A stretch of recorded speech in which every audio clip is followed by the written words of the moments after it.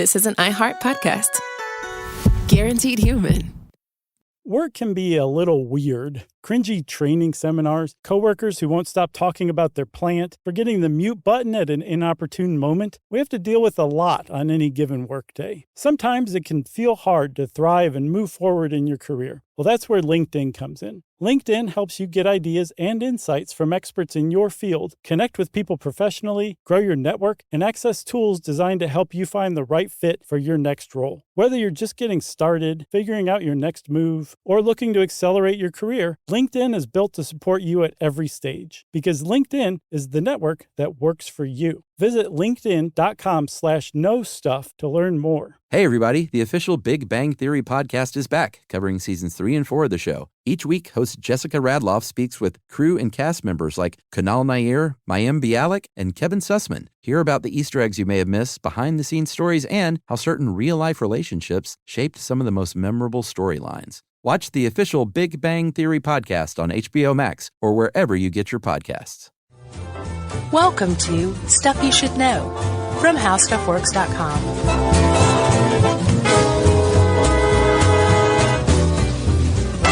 Hey, and welcome to the podcast. I'm Josh Clark with Charles W. Chuck Bryant from Jerry. This is Stuff You Should Know. The A-Team. No guest producer, no Ben Bolin, just us. That really got under your craw, didn't it? What? The 3D printing prank? What? I don't know that prank. Ben Bolin sitting in for you? Oh, that. Yeah, how many pranks have we pulled? No. I didn't know it was 3D printing. I thought he printed something for me. No. No, I thought that was great. I thought it was pretty fun. Yeah. You know what I'm looking forward to? What? Our Christmas episode Yeah. and our Halloween episode. Because those two, no one can complain about. Yeah, there are no sides to be taken. Oh, you guys seem to favor Christmas in that Christmas episode. You weren't very neutral about it. Yeah, those are definitely, we love those episodes. We do. Or like anything on like Play-Doh or Spam or we didn't do Play-Doh yet, did we? No, it's in the queue. Yeah, it's coming. Yeah, it's supposedly very neat stuff. That's right. I was deprived as a child. I was not allowed to play with toys. What? I had to sit in a room quietly for the first 12 years of my life. Oh, little Albert. I wish. Yeah. Yeah, at least he got to be exposed to rabbits and stuff like that. Speaking of, I did a video on Little Albert. Oh, yeah? On Don't Be Dumb? No, on Psychology is Nuts. Oh, okay. Oh, and speaking of video, what a perfect segue. We have a new video series out called Studio Show Notes. And if you've ever wanted to get inside the studio with this is the best way to do it. Yeah. That or win a contest. Yeah, we bring the cameras in here and we talk about some newsy things. It's usually a news item that relates to a past show or if there's an update or a correction. And it's short and sweet and, That's short. It's cool. No, it's sweet. It's tangy. Yeah. Short and tangy. Yeah. It's good. Yeah, it's called the Studio Show Notes. Yeah, and you can go to our YouTube channel. Search Josh and Chuck. Yep. And YouTube. Check those out and don't be dumb. We've got some good videos going lately. And Psychology is Nuts. That's right. Thanks, man. Yeah. So, now on to probiotics. Chuck. Yes. You remember when we went to Guatemala? Yeah. You and Jerry both took probiotics, I think, ahead of time, didn't you? I did. And it did nothing to help you. Or was it Jerry? Which one of you got sick? Oh, I did. It was you. Yes, because of the ice in the rum drinks. Man, what are you thinking? I closed my mouth in the shower, did everything right all week, and that last night I went crazy at a dance club. Yeah. And drank ice. Yes. With alcohol. Man, that's crazy. Yeah, I wouldn't trade it though. That was one of the best nights. How long were you sick for? I don't remember, but I had, what did they call it? The guate chocolate? That is so gross. It is so gross. That's so gross. Yeah, it tore me up. But luckily it was after I'd gotten back home. Right. Because I could not imagine. I remember thinking at the time, man, if I was in Guatemala suffering through this right now, I would be miserable. Yeah. Because I'd be missing out on the trip from our friends at Cooperative for Education. Yeah. Coed.org. Yep. The question remains, though. I took probiotics. Well, no, I know you took probiotics, but the question remains, did it help you? Did it shorten the duration of your traveler's diarrhea? I have no idea. What some would call. No, you don't. No one knows. Because probiotics, although very intuitive, isn't backed up with science. Not a lot. Not yet. Yeah, a little bit, and we'll get to findings, but, yeah, I don't want to spoil it yet. We'll get to that later. No, but again, it's extremely intuitive. It makes a lot of sense. Mm-hmm. Probiotics means for life or good life, in favor of life. Greek. Yeah. Yeah. It's the idea and the practice of taking bacteria that's been proven or suggested to be beneficial to the health of our guts. Yeah. And ingesting it, like either in a pill form or in certain types of food.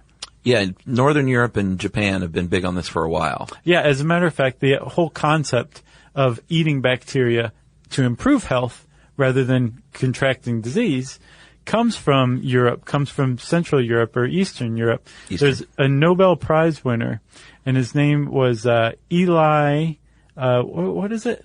Mechnikov. Nice. Yeah. And Mechnikov said... Russian. Yeah, but he was studying Bulgarians. He was studying the longevity of Bulgarian peasants. And Bulgarian peasants were known to eat a fermented milk product called kiselo mlieko, which is sheep's milk yogurt. Nice. Known colloquially here in the U.S. as Bulgarian sour milk. And it's a fermented milk product. That sounds so gross. It does, but I'll bet it's pretty tasty. It's probably like kefir. Or kefir. I've never had that either. It's not bad. It's like a much more liquidy Greek yogurt. Okay. I definitely, though, if I had a hot day working in the yard and Emily's like, how about some Bulgarian sour milk? It's room temperature. Yeah. Boo. Yeah, no, you would not want to do that. But after you just eat it, okay? You're Bulgarian, you're Balki Bartakamus now. Sure. And you are living forever because you've been eating Bulgarian sour milk for your whole life. Okay.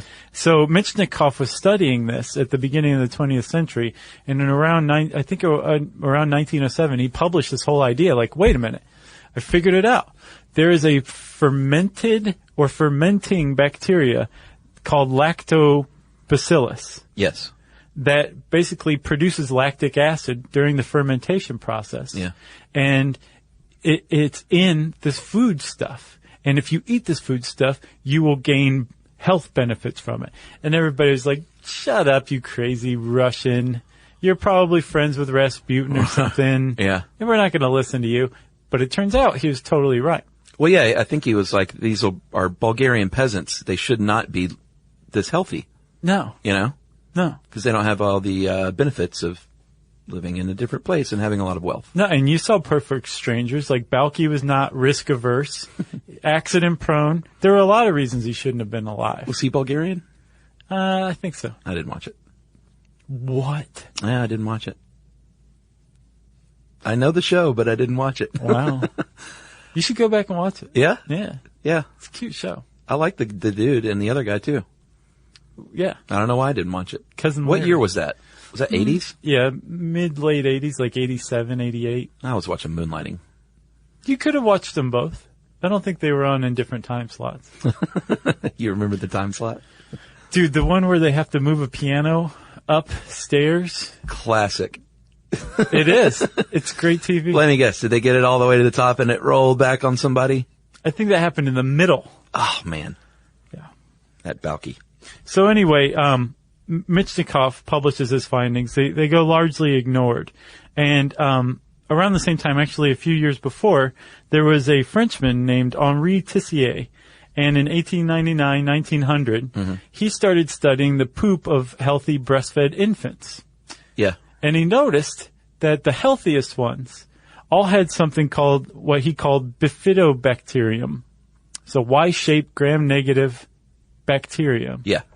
And he said, you know what? I think this is linked to health. And again, no one listened to him because at the time it was like, we're all happy with germ theory. Yeah, that was probably like magic back then. This flies in the face of germ theory. It's like, yeah, we agree. There's little tiny things around, but they're trying to kill us. They're not making us healthier. Yeah. Well, these two guys said, yes, they are. And they provided the basis for probiotics, which still today, the two types of probiotics, the two genera of probiotics that are that are viewed as beneficial are lactobacillus and bifidobacterium. Yeah, it's crazy that they were onto this way back then. Yeah. And now it's becoming a very trendy thing. And if you go to buy a supplement, they say to look for like at least so many billion of those two strains. 1 billion is the minimum amount. Yeah, but 10 to the ninth power. They recommend much more than that. Like Emily takes ones, it's like 15 billion. Right. Because, and we'll get into this too, you can't necessarily count on all those 15 billion being alive by the time they hit your intestines. Man, I know. But we'll get to that. Although I sort of just... So let's talk about probiotics in general. Like the World Health Organization, like you said, Europe and Japan have been hip to the probiotics for a while. Yeah. And the World Health Organization created a definition that's just out of this world. Live microorganisms which, when administered in adequate amounts, confer a health benefit on the host. That sounds on the host. Just say the person. Right, and live organisms, like that could be possums. Yeah. But you could eat a bunch of live possums. That doesn't confer a health benefit. Well, there's only one way to find out if it does or not. Yeah, you haven't tried it. Yeah. And like we said, these days, it's in a lot of food products. A lot of people are on the supplement plan, though, just to take them in a capsule form. Right, but when you add something like a probiotic to food, you create what's called in the industry a functional food. And there's a bit of problem with functional foods in that they have made a lot of claims because they're not regulated by the FDA. Yeah. And so they can say certain things, they can't say other things. And like, I guess we can go ahead and say, because it's public news, Dannon, who makes Activia, we all saw the commercials with Jamie Lee Curtis. Activia. Just one serving will make you regular. Yeah. I even worked on a photo shoot for, I just remembered that now, with her.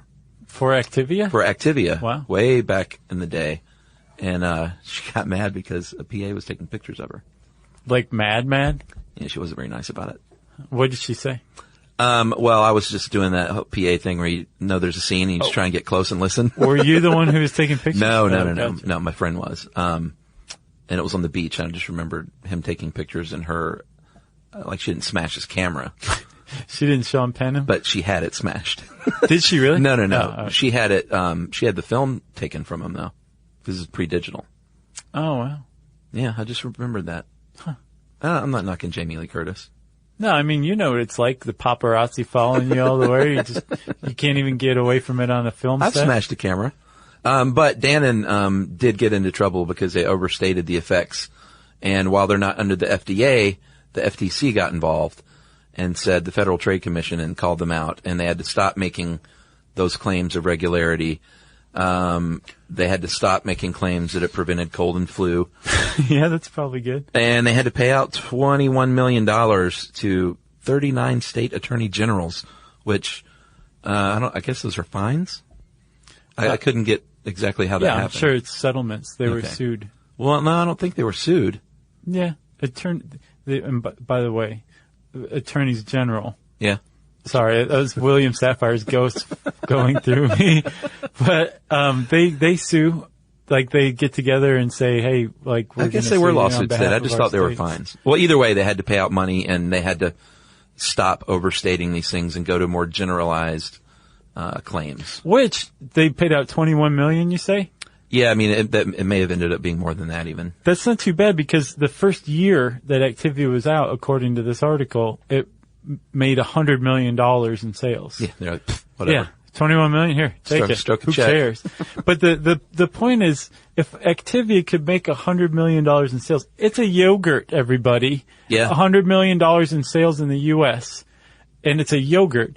It shows like, wow, people really want this. They want probiotics. They believe in it. Yeah. But we find after looking into it, like, whoa there, everybody. Yes, it makes sense. We know it makes sense. And yes, yogurt can be delicious. Well, we also know yogurt is good for you. Yeah, but we've got to get to the science of all this. And we will get to the science of this right after this, everybody. Hey, everybody. I want to talk to you a little bit about Tide Evo because it represents over 10 years of innovation and product development. Tide Evo is a first-of-its-kind technology where tens of thousands of minuscule fibers are spun together to form a 6 times powerful layer packed with scrubbers, brighteners, pre-treaters, and fresheners. And that's going to deliver a breakthrough clean that's so powerful, it feels like magic. Yeah, it is kind of like magic. Tide Evo's revolutionary. A 100% concentrated, waterless laundry tile that's made of compressed microfiber soap layers rather than liquid or powder. And it's not like pods or sheets because it uses 6 layers of detergent fibers to deliver superior cold water cleaning without plastic packaging of any kind. And it provides a mess-free, lightweight solution that dissolves lickety-split. So whenever you run into a laundry challenge, turn to Tide Evo. It's revolutionary. It's magic. Try new Tide Evo. Real laundry magic. Everyone knows winter is the real mess maker. You don't need WeatherTech floor liners for summer unless you hit the beach and half the beach ends up back in your car, or the campsite dirt ends up in your trunk. Then you'd want a cargo liner, or a road trip goes sideways, lemonade spills, ketchup goes rogue, ice cream drips. Yeah, you'd be pretty happy about those WeatherTech seat protectors. So just to be clear, as the mud you're inevitably going to step in this summer, you don't need WeatherTech unless you plan on doing summer. Visit WeatherTech.com today.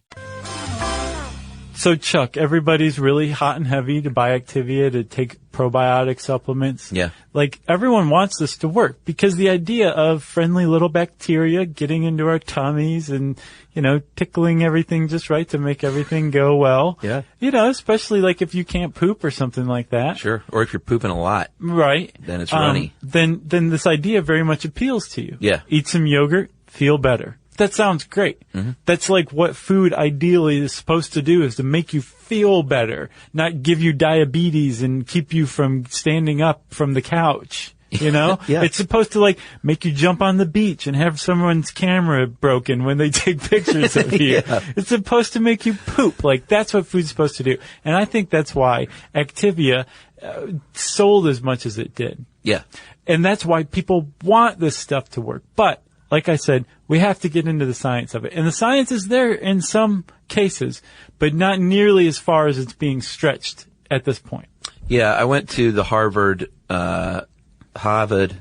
EDU site to look at the skinny on what they found. And right now, in 2014, mid-2014, they can pretty much say with great confidence through scientific study, that it can help your bowel situation. It can reduce diarrhea. Hey, man, what's your bowel situation? Your bowel sitch. It can help you maybe if you have IBS or if you have taken antibiotics that give you diarrhea, because they give me diarrhea like crazy. Right. They've pretty much sussed that out with studies. Yes, all those are backed up with study. Yeah. So it can help you if you have intestinal issues. It can help you. Right.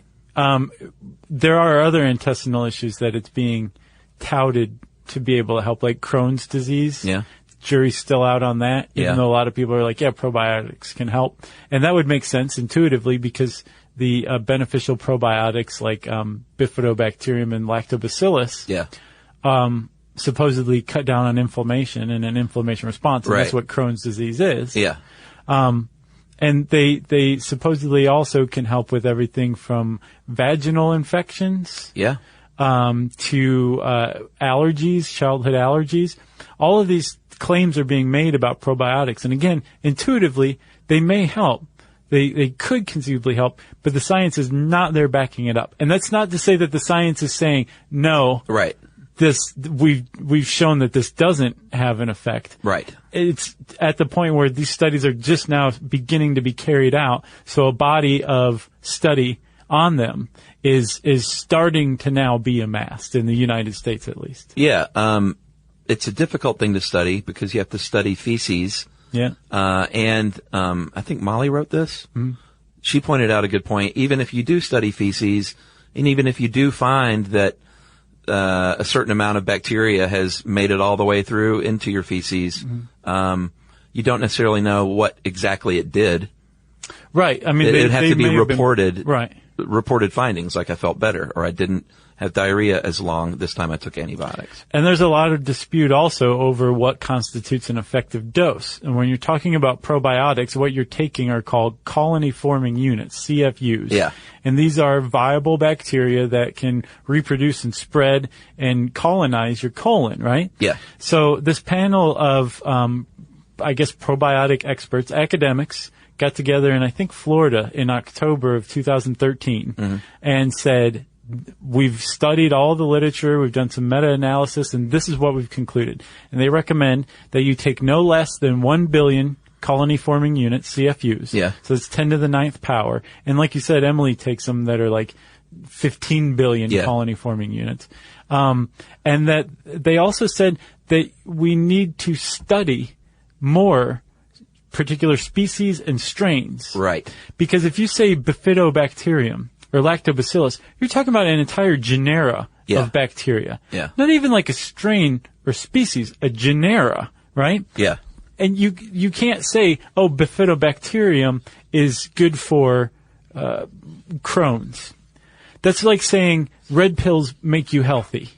Like, what type of red pills and what do the red pills specifically do? So thanks to the Human Microbiome Project, which we've talked about before in an episode, we're starting to get a clearer picture of what constitutes a healthy gut in an average person, depending on your genetic makeup, right? And what constitutes an unhealthy gut. And once we start to understand what a healthy gut looks more like, we can kind of enrich that environment and maybe add more bacteria to the beneficial bacteria probiotic list. Yeah, there's a researcher at the University of Colorado School of Medicine that says that there's just a misconception out there that you're just reseeding your good bacteria that's missing. Her basic point is there's a lot of overgeneralization going on, like you were talking about with the red pill. She thinks there's a lot of potential in the future and that it could end up doing a lot of this, but the notion of, you're reseeding your bacteria and it's good for you and that's all you need to know. It's just a big oversimplification of what's going on. Right. Because everyone's different. And like you said, the different strains and what's good for one person might not be as good for another. Right. It's like super specific. But the two genera, Bifidobacterium and Lactobacillus, have been shown to the reason they're considered probiotics. Is because they are not necessarily going in and recolonizing your gut. Like those things are present. Yeah. But again, the healthy microbiome we're starting to understand is just this huge grab bag that can change from person to person. Yeah. From race to race, basically. Yeah. But those two genera specifically, have effects on things like your immune system. Like they spur the production of immunoglobulin A or beta defensin, which are both they're both immune proteins that go after pathogens. So they help with your immune system. These two things do specifically. Yeah, that's what you want to look for, those two. Right. And those are the two main players anyway. Like if you're going to get a probiotic, you're probably going to find those. Right. But not coincidentally, those are also the ones that were discovered 100-something years ago and have been studied in one form or fashion ever since. So as we start to come across more potentially good bacteria from the Human Microbiome Project, they'll be studied in more detail, and we'll get a better idea of this particular strain of this species of this genera is probably good for this. Right. Yeah. And then there's the whole thing of prebiotics, which we should talk about right after this.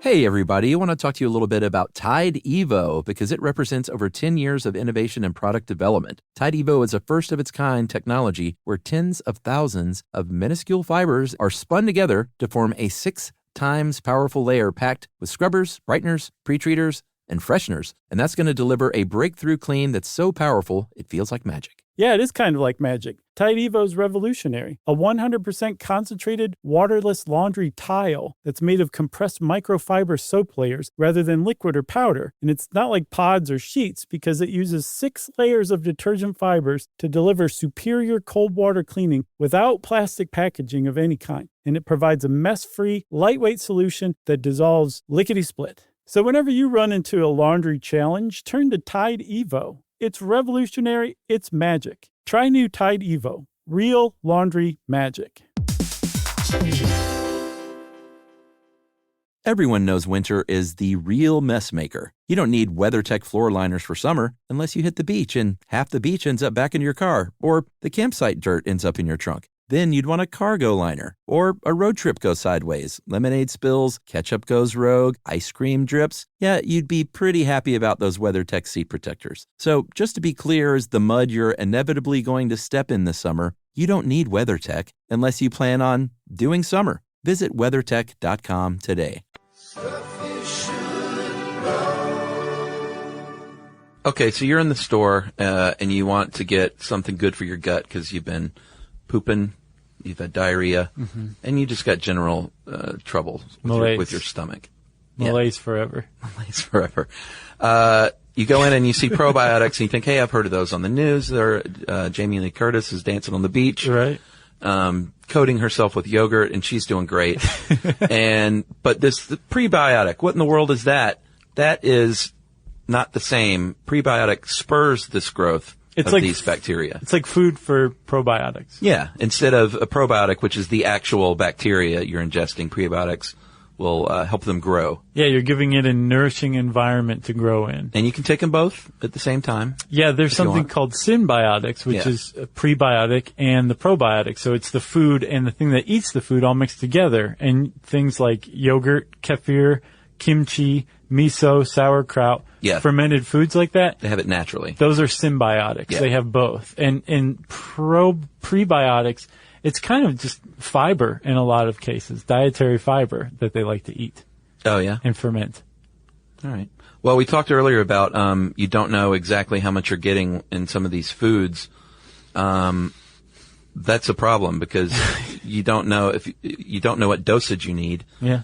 You don't know how much is because these things are, that's why there's 15 billion of them in a tiny little pill. Right. They die very easily. And through packaging and shipping, you don't know how much you're going to be getting in the end. Yeah, not in the end, you know what I mean. Well, like if you go into a health food store or something, right? And they have probiotics. They might have some that are refrigerated, but then they have some on the shelf. What? And what's the difference? Yeah. Well, the ones on the shelf have undergone a process of freeze drying. Yeah. So they're basically in cryonic suspension, suspended animation then. And it protects them being in that state. Yeah. They're frozen in carbonate. Basically. Yeah. And it protects them from exposure to, if they're exposed to heat or cold or, moisture, although not moisture. Once they're exposed to moisture, they come back and they're in trouble. Yeah, unless they're in your tummy. Gremlins.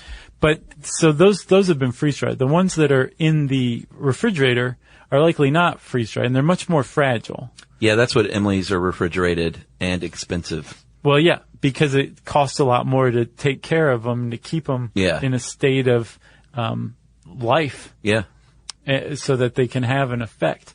The problem is when you buy those at the store, you have no idea if what you're buying is the real deal or not, because, like you said, the FDA isn't regulating this. True, but you can do a little research and find out, I don't think there's a ton of snake oil out there, is there? Well, so I read this article from consumerlab.com. Was it called Snake Oil as Probiotics? No, it was basically, it was saying in 2009 they did a random sample of probiotics on the market. Yeah. And 85% didn't have the advertised amount of bacteria in it. Because they had died off some? For whatever reason. Yeah. Because that's the thing. Let's say I sell you a bunch of bacteria and you're going to put them into pills, what but do you don't, man, I got some bifidobacterium, I got lactobacillus. How much? What do you want? How much? Oh, we'll talk later. But I'll give you a good deal. All right. So, but you don't invest in better not be like that last batch. This one's even better. All right, man. cool. I had them dyed neon green for you. All right. You can do something with that. But they have like vacuum machines that you deal with this bacteria and put it into pill form or whatever. Let's say you don't invest in that. You just run it through a regular pill machine. Right. Well, the bacteria dies. Even if you know that's dead, you can still slap that in and be like, there's 50 billion CFUs in each pill. Come get it. Knowing they're dead, nothing's going to happen to you. You're not running afoul of the FDA so long as you're not saying, and this stuff can cure your Crohn's disease. Because all the FDA is concerned with is your claims to what your product can do, not whether that stuff's in there. Right. Yeah, I will say this. I often find myself buying them for her because I'm errand boy. Yeah. At the health food store, they have very boring labels.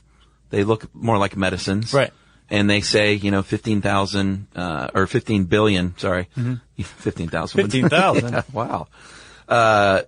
It's all listed on the label. I went to get her, recently I was at a big chain grocery store.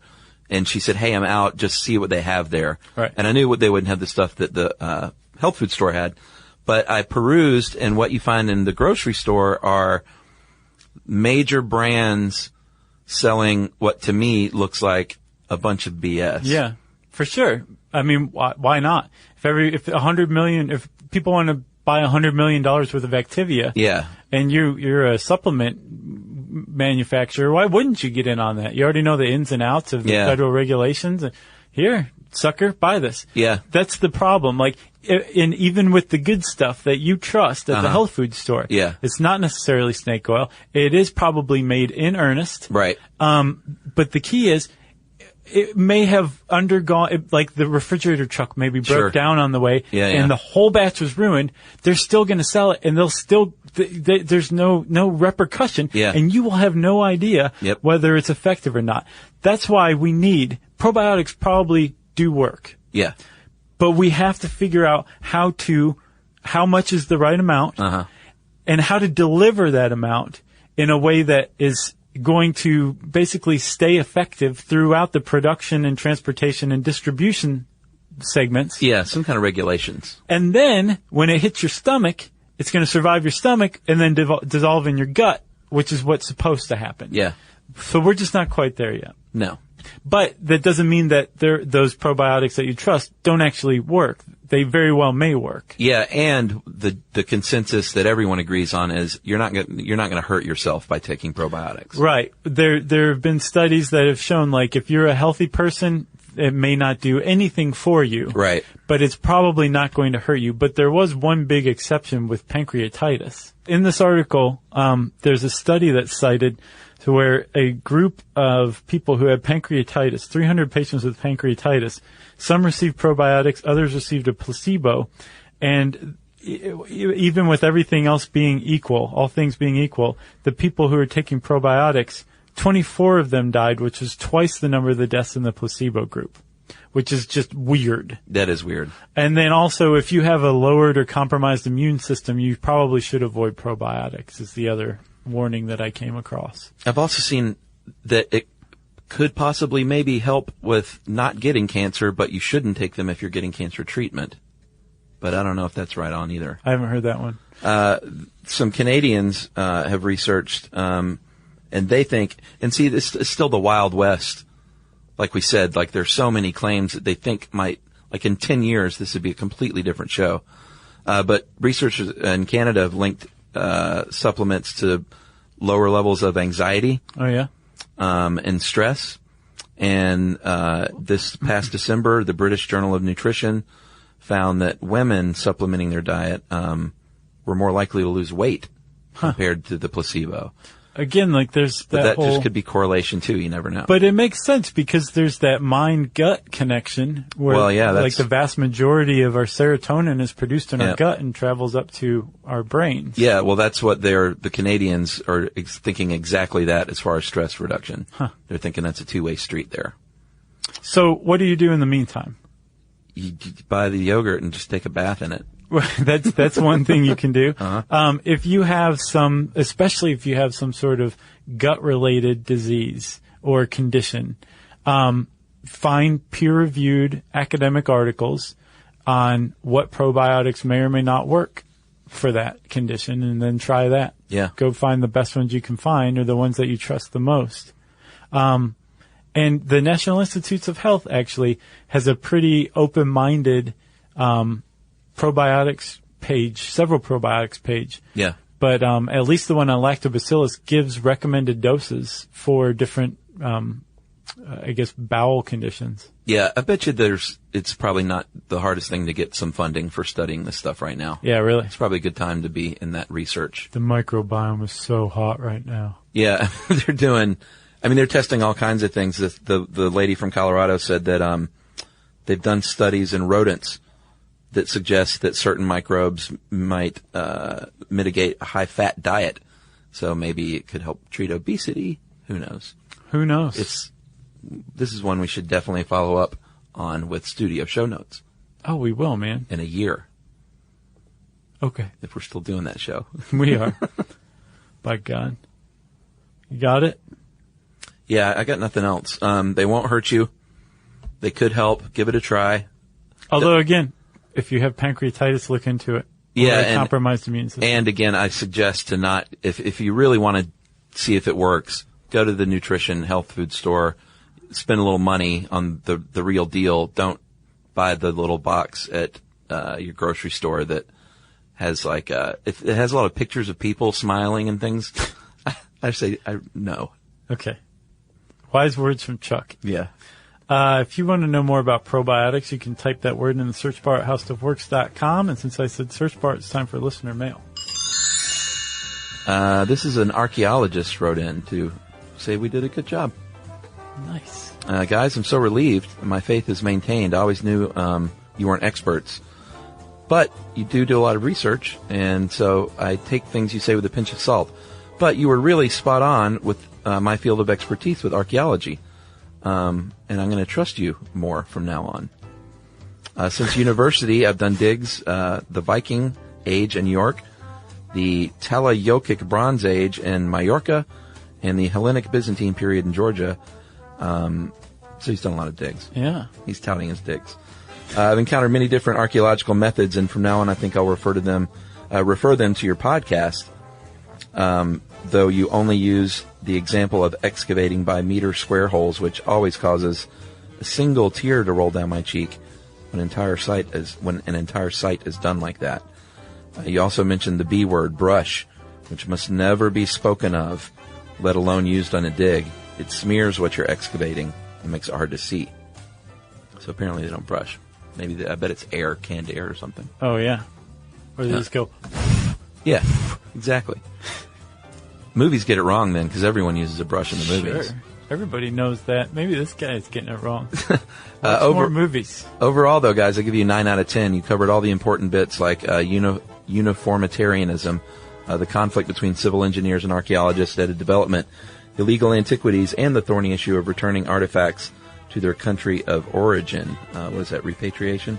Mm-hmm. You even got the Nazis in there. I can't tell you about Aryans or North Germanic peoples, as I'm hardly an expert and don't want to muddy the waters, but one of my lecturers told us that the first non-combat unit into Stalingrad in the Second World War were the SS archaeologists.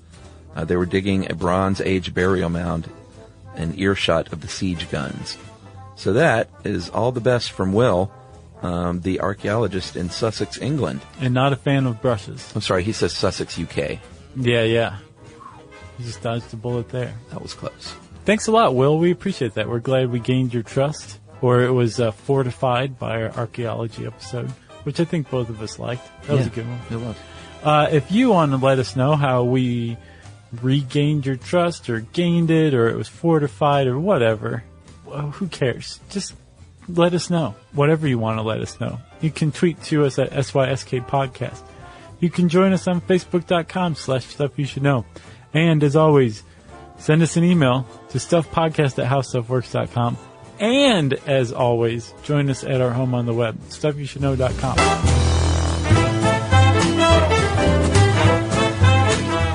For more on this and thousands of other topics, visit howstuffworks.com.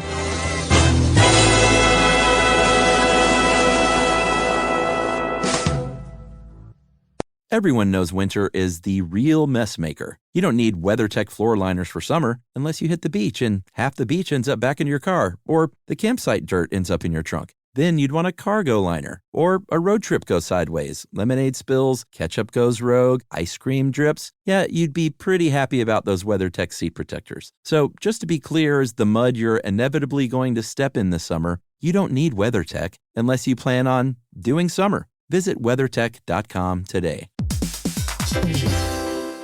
Hey everybody, here's a fact for you. In the United States, there is a break-in every 26 seconds, and that means that somewhere right now, an intruder is getting closer. And the problem with most security systems is that they only alert you after the break-in has started, and that's too late. Well, that's what makes SimpliSafe different. They use alerts. SimpliSafe's US-based live agents, they identify threats on your property and help deter them before they actually break in. So the intruder never gets into your house. The crime is stopped before it even starts. That's right. And another great thing about SimpliSafe is they have no long-term contracts. They give you peace of mind and great value with their monitoring deterrence plans because they just start at about $1 a day. Yeah, SimpliSafe sent us a setup years back, and I still use mine every day. Yeah, and apparently setup, you can do it by yourself in under 30 minutes. So it's a really good value and it doesn't take long. So if you want to experience the SimpliSafe peace of mind, you can take advantage of the SimpliSafe discount offered to Stuff You Should Know listeners. Right now, you can get 50% off your new system by visiting simplisafe.com/stuff. That's half off at simplisafe.com/stuff. There's no safe like SimpliSafe.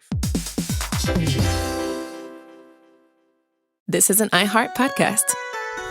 Guaranteed Human.